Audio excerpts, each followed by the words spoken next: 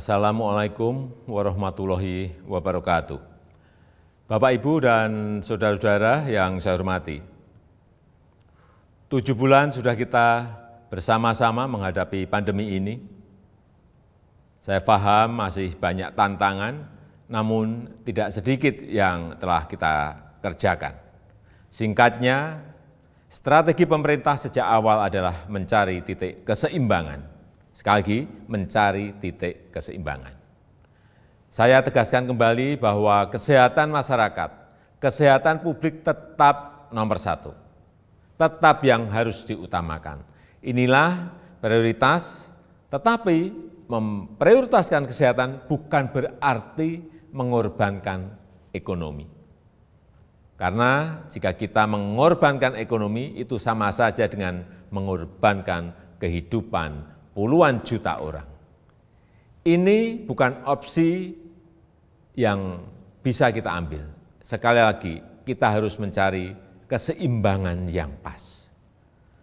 Oleh sebab itu, saya dan seluruh jajaran pemerintah selalu berupaya mencari keseimbangan itu.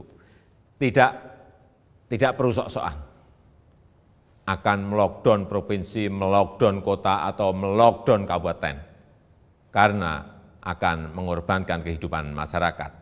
Tapi kita tetap serius mencegah penyebaran wabah supaya tidak meluas. Hasilnya bagaimana? Ini yang terpenting.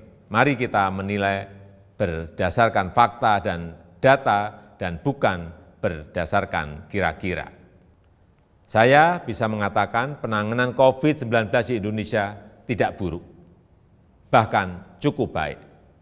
Maka saya hanya bicara fakta. Dalam jumlah kasus dan jumlah kematian, Indonesia jauh lebih baik ketimbang negara-negara lain dengan jumlah penduduk yang besar. Sebaiknya kalau membandingkan, ya seperti itu. Kalau Indonesia dibandingkan dengan negara-negara kecil yang penduduknya sedikit, tentu perbandingan seperti itu tidak bisa menggambarkan keadaan yang sebenarnya. Dalam hal ekonomi, pencapaian kita juga tidak jelek-jelek amat. Ekonomi kita menurun, ya, betul, itu fakta. Tapi mana ada negara yang tidak menurun ekonominya? Bahkan ada banyak negara lain yang harus memikul beban ekonomi yang jauh lebih parah. Dibandingkan dengan beberapa negara Asia Tenggara lainnya, misalnya, kinerja ekonomi kita masih lebih baik. Sekali lagi, ini fakta. Ini harus kita ambil hikmahnya agar kita juga tetap optimis, dan tidak kehilangan harapan. Sekali lagi, saya tegaskan, kita harus tetap optimis. Bapak, Ibu, saudara-saudara sebangsa dan setanah air, banyak yang telah pemerintah lakukan, banyak sekali macam-macam programnya.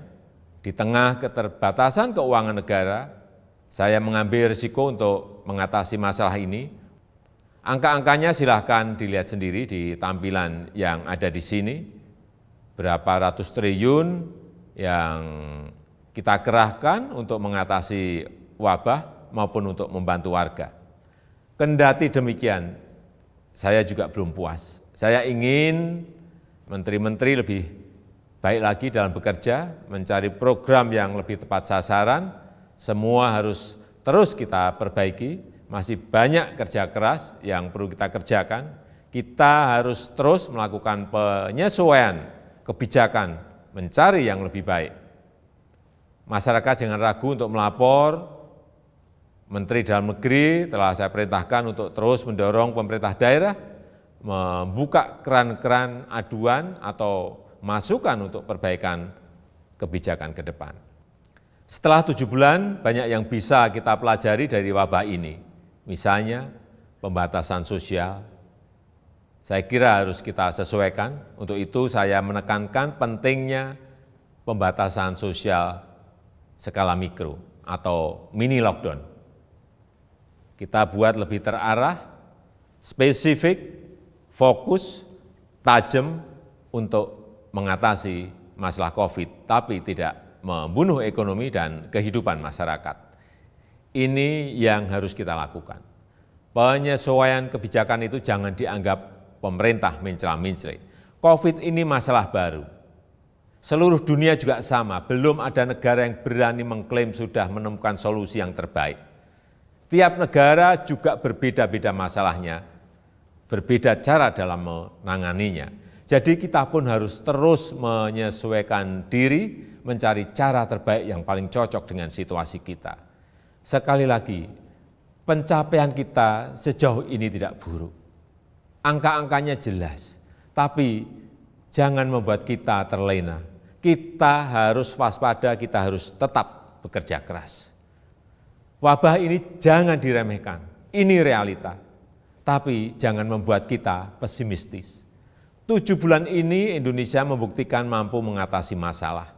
Belum sempurna, ya, tapi bisa kita perbaiki bersama-sama. Mengatasi pandemi ini memang sulit, memerlukan kerja keras bersama, dan saya yakin kita akan dapat melakukannya. Yang penting, dalam situasi seperti ini, jangan ada yang berpolemik dan jangan ada yang membuat kegaduhan-kegaduhan.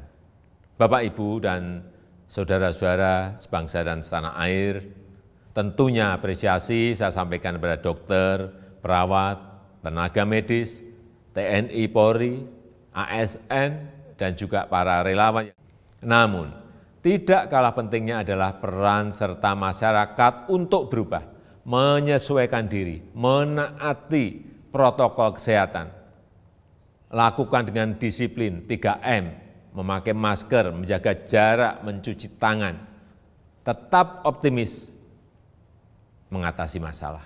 Saya percaya jika kita saling melindungi, saling membantu, saling mengingatkan satu sama lain, kita akan mampu melalui masa-masa sulit ini. Semoga Allah SWT, Tuhan yang Maha Kuasa, meridhoi dan memberkati segala upaya yang telah dan akan kita lakukan bersama-sama sehingga dapat keluar dari krisis ini. Terima kasih. Wassalamualaikum warahmatullahi wabarakatuh. Ingat pesan Ibu, pakai maskermu, cuci tangan pakai sabun.